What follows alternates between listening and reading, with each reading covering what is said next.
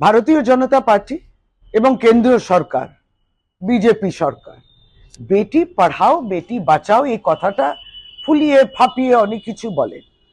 আসলে কিন্তু বেটির সুরক্ষা হচ্ছে না, বেটিকে রক্ষা দেয়া হচ্ছে না। আমরা দেখছি যিনি ধর্ষণকারী তাকে কিন্তু জেল থেকে মুক্ত করা হচ্ছে। সদ্য তো দেখলাম কুলদীপ সেনগার, সে কে? তিনি কিন্তু একজন নির্বাচিত ভারতীয় জনতা পার্টির বিধায়ক। সুতরাং ভারতীয় জনতা পার্টি মেয়েদের সুরক্ষা দিতে পারে না, নারী সুরক্ষা দিতে পারে না, কিন্তু যারা নারীর উপরে নির্যাতন করেন, ধর্ষণ করেন, তাদেরকে সাজামুক্ত করে দেয়।